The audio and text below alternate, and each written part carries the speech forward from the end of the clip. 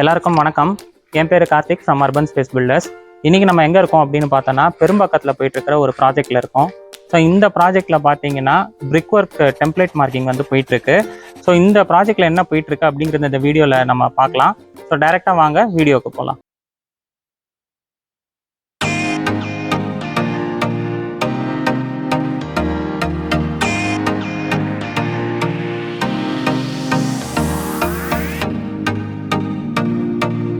So இந்த project பார்த்தீங்கன்னா silt +3 construction போயிட்டுருக்கு.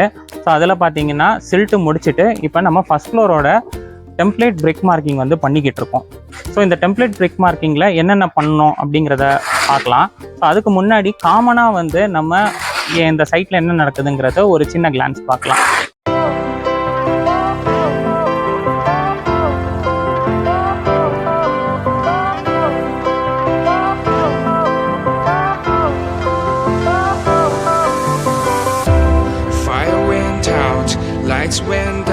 ஸோ ஃபஸ்ட்டு பார்த்தீங்கன்னா எப்பயுமே வந்து நம்ம ஃபஸ்ட் ஃப்ளோர் ஆக்டிவிட்டி பண்ணுறப்ப இந்த மாதிரி க்ரீன் நெட்டு போட்டு அட்ஜசன்ட் பில்டிங் எதுவுமே டிஸ்டர்ப் ஆகாமல் பண்ணுறது ஒரு நல்ல ப்ராக்டிஸ்.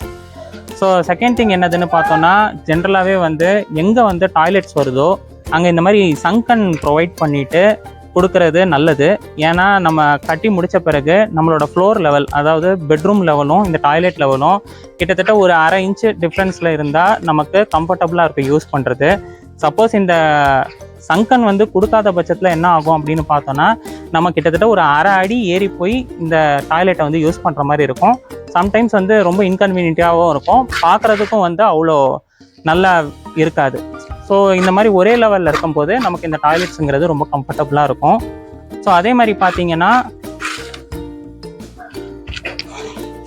ஸோ இந்த காலம் எல்லாமே வந்து கேஸ்ட் பண்ணியிருக்கீங்க.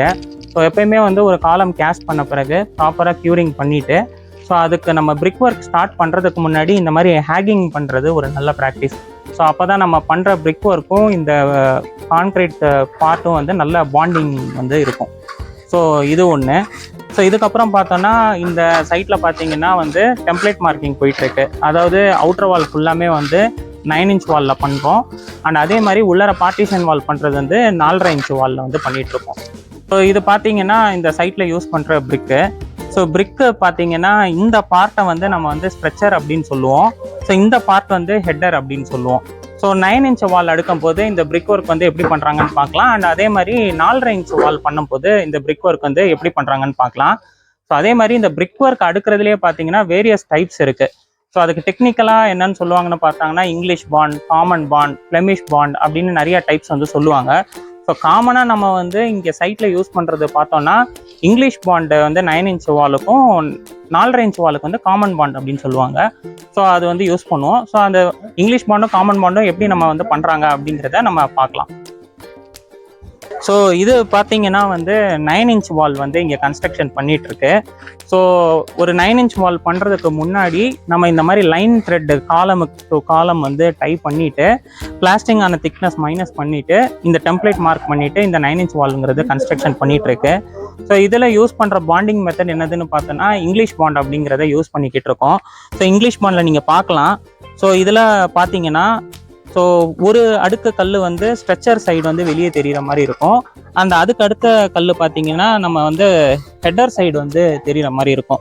ஸோ இதுக்கு அடுத்து கீழே போனோம்னா நமக்கு வந்து அகெயின் ஸ்ட்ரெச்சர் சைடு வந்து பண்ணுற மாதிரி இருக்கும். ஸோ இதுதான் வந்து இங்கிலீஷ் பாண்ட். அதே மாதிரி 2 அடுக்கு கல் வந்து இங்கே வைக்கிற மாதிரி இருக்கும். அது கீழ் லேயரில் பார்த்தீங்கன்னா ஒரே ஒரு கல் வந்து இருக்கும். ஸோ இது வந்து 9 இன்ச்சு கல் வந்து வைக்கிறதுக்கான ஒரு மெத்தட்.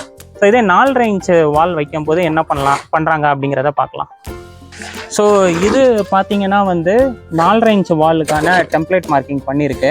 ஸோ 4.5 இன்ச் பாண்டு பண்ணும்போது நம்ம காமன் பாண்ட் அப்படிங்கிற மெத்தட் வந்து யூஸ் பண்ணுவோம். ஏன்னா மொத்தமாக இதனோட திக்னஸே பார்த்தீங்கன்னா 4.5 இன்ச்சில் வந்து முடியணும்.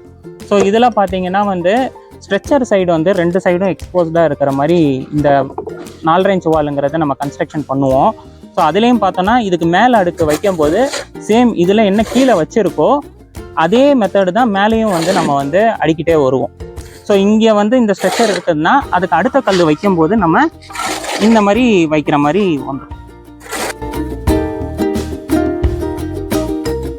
ஸோ இது வந்து 4.5 இன்ச் வால் கன்ஸ்ட்ரக்ட் பண்ணுறதுக்கான ஒரு மெத்தட். ஸோ இந்த வீடியோ பார்த்த மூலியமாக வந்து ஒரு சின்ன ஐடியா கிடச்சிருக்கும் 9 இன்ச் வால் எப்படி பண்ணுறாங்க அண்டு 4.5 இன்ச் வால் வந்து எப்படி பண்ணுறாங்கங்கிறது. ஹோப் இந்த வீடியோ உங்களுக்கு யூஸ்ஃபுல்லாக இருந்திருக்கும்னு நினைக்கிறேன். மறக்காமல் நம்ம சேனலை சப்ஸ்கிரைப் பண்ணுங்கள், பக்கத்தில் இருக்க பெல் ஐக்கனையும் ப்ரெஸ் பண்ணுங்கள். இந்த வீடியோ பிடிச்சிருந்தால் மறக்காமல் லைக் பண்ணுங்கள். இந்த வீடியோ இவ்வளோ தூரம் பார்த்ததுக்கு ரொம்ப ரொம்ப நன்றி. தேங்க்யூ ஸோ மச் ஃபார் வாட்சிங். பை.